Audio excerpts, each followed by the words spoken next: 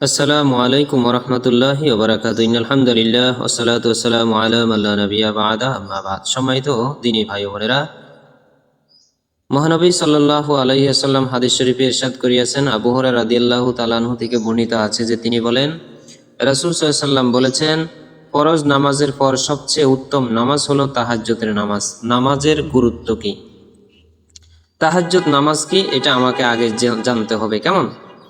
তাহাজ্জুদ নামাজে অতীব গুরুত্বপূর্ণ ফজিলতপূর্ণ ইবাদত এটি, যারা বিনা হিসাবে জান্নাতে যেতে পারবে। সুবহানাল্লাহ। যারা তাহাজ্জুদ নামাজ পড়ে এরা বিনা হিসাবে জান্নাতে যেতে পারবে। তাদের মধ্যে এক শ্রেণীর মানুষ হলেন যারা যত্নের সঙ্গে তাহাজ্জুদ নামাজ আদায় করেন, অর্থাৎ খুজুর সাথে নামাজ, গুরুত্ব সহকারের সাথে নামাজ আদায় করেন।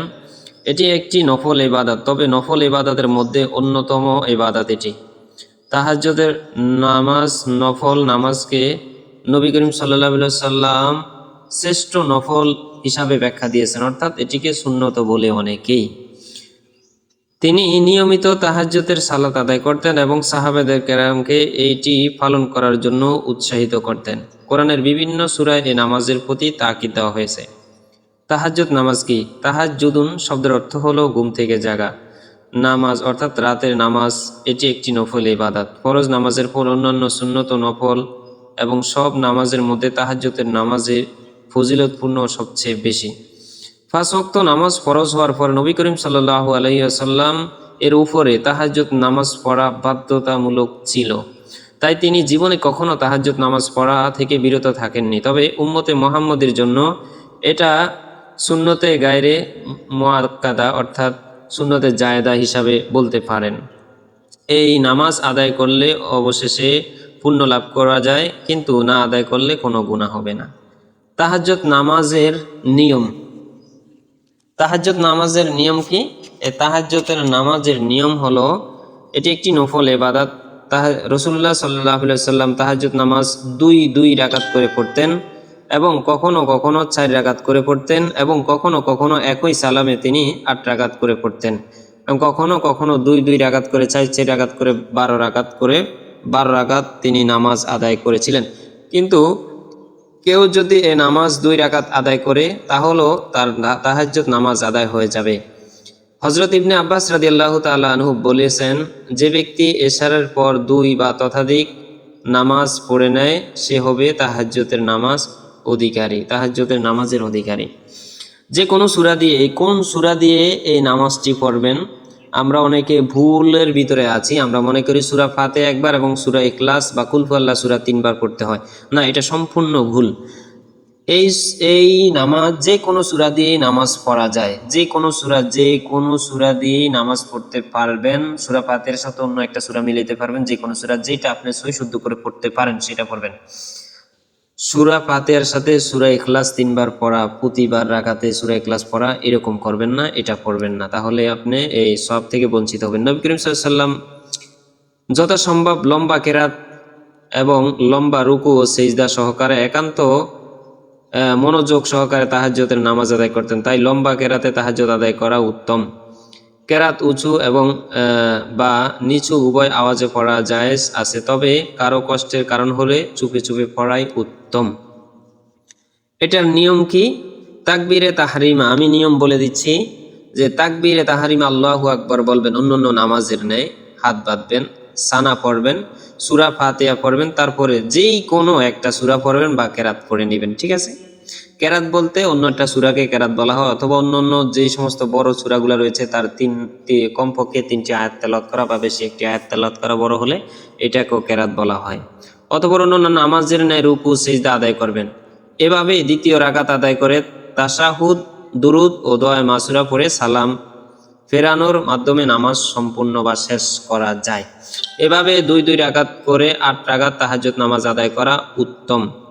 তবে একটা কথা জেনে নেই, যদি এশা নামাজ পড়ে বিতিরের নামাজ পড়ে থাকেন তবে তাহাজ্জুদ নামাজ পড়ার পরে বিতির নামাজ পড়া দরকার নেই। তখন 2 রাকাত থেকে শুরু করে 8 রাকাত তাহাজ্জুদ নামাজ পড়লেই হবে।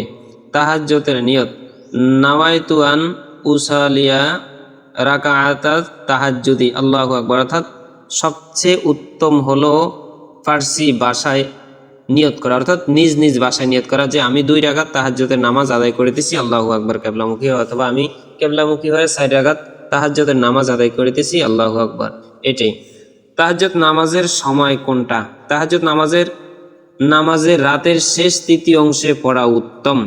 তাহাজ্জুদের মূল সময় মূলত রাত 2টা থেকে শুরু হয় ফজরের আজানের আগ পর্যন্ত, সুবহে সাদিক পর্যন্ত। তবে ঘুম থেকে না জাগার সম্ভাবনা থাকলে এশার নামাজের পর 2 রাকাত সুন্নত বিতিরের আগে পড়ে নেওয়া জায়েজ আছে। তবে শেষ রাকাতে তাহাজ্জুদ নামাজ পড়ার নিয়ম বা নিয়ত প্রচলিত রয়েছে। রাসূলুল্লাহ সাল্লাল্লাহু আলাইহি সাল্লাম কোন দোয়া পড়তেন? তাহাজ্জুদ নামাজে কোন দোয়া পড়তেন আর বা কোন দোয়া করতেন? বুখারী ও মুসলিম মিশকাতে রয়েছে, রব্বানা মা খলাকতা হাযা বাতিলান সুবহানাকা ফাকিনা আযাবান নার। এই দোয়া রাসূলুল্লাহ সাল্লাল্লাহু আলাইহি ওয়াসাল্লাম বেশি বেশি করে পড়তেন। তো সময়তো দিনী ভাই বোনেরা, তাহাজ্জুদ নামাজ পড়ার জন্য আমাদেরকে অভ্যাস করতে হবে এবং এইটার ভিতরেই এই মুক্তি রয়েছে। এবং আমি যদি বলি তাহলে ভুল হবে না, তাহাজ্জুদ নামাজ পড়া ছাড়া কোনো নবী ওহীপ্রাপ্ত হন নাই এবং কোনো রসুল ওহীপ্রাপ্ত হন নাই। প্রত্যেক নবী এবং রসুলের গুরুত্বপূর্ণ ইবাদত ছিল, সেটা হলো তাহাজ্জুদ নামাজ। আমাদের নবী করিম সাল্লাল্লাহু আলাইহি সাল্লামের উপরে নামাজ ফরজ হওয়ার আগে এই তাহাজ্জুদ নামাজ পড়া এটা ফরজ ছিল, তিনার উপরে বাধ্যতামূলক ছিল। তাই তিনি না সব সময় এই তাহাজ্জুদ নামাজ পড়তেন। এমনকি যখন নামাজ এই যে মেরাজের রাত্রে যখন নামাজ ফরজ হয়, তখন ফরজ হওয়ার পরে এই নামাজকেও তিনি কখনো ছাড়েন না। উক্তিয়া নামাজ তো 5 ওয়াক্ত নামাজ পড়তেনই, সাথে সাথে নফল নামাজও পড়তেন, সাথে সাথে রাতের শেষ অংশে অর্থাৎ তৃতীয় অংশে উঠে তাহাজ্জুদের নামাজও তিনি আদায় করতেন। এবং উম্মতদেরকে বলেছেন যে অন্য নামাজ পড়ার পরে ফরজ নামাজ সুন্নত নামাজের পরেই হলো সবচেয়ে উত্তম নামাজ হলো তাহাজ্জুদ নামাজ। এবং এই শেষ রাত্রিতে আল্লাহ পাক হাদিস শরীফে রয়েছে একেবারে প্রথম আকাশে প্রথম আসমানে আসেন, অর্থাৎ প্রথম আকাশে আসমানে এসে আল্লাহ পাক বান্দাদেরকে ডাকেন, কে আছো অভাবী, আমার কাছে বলো আমি অভাব দূর করে দিব। কে আছো ঋণগ্রস্ত, আমার কাছে বলো হে বান্দা আমি তোমার ঋণ পরিশোধ করে দিব। হে বান্দা কে আছো দুঃখী, আমার কাছে বলো আমি তোমার দুঃখ মোচন করে দিব। কে আছো তুমি অসুবিধায় আছো, কে আছো অসুস্থ, আমার কাছে বলো আমি তোমাকে শেফা সুস্থ দান করে দিব। এভাবে আল্লাহ পাক প্রথম আকাশে এসে প্রথম আসমানে এসে বান্দাদেরকে ডাকতে থাকেন শেষ রাত্রে। আবার যখন শোবে সাদিক হয়ে যায় তখন তিনি চলে যান, বান্দাদেরকে ডাকতে থাকেন। তো আল্লাহ পাকের কিছু প্রিয় বান্দা রয়েছে যারা এই সময়টাকে বিশেষ করে গুরুত্বপূর্ণ সহকারে দেখেন। আমরা প্রত্যেকেই তাহাজ্জুদ 5 ওয়াক্ত নামাজ পড়ার পর তাহাজ্জুদকে গুরুত্ব দেই। এটাও একটা রাসূলের সুন্নত। ধন্যবাদ। আসসালামু আলাইকুম ওয়া রাহমাতুল্লাহ।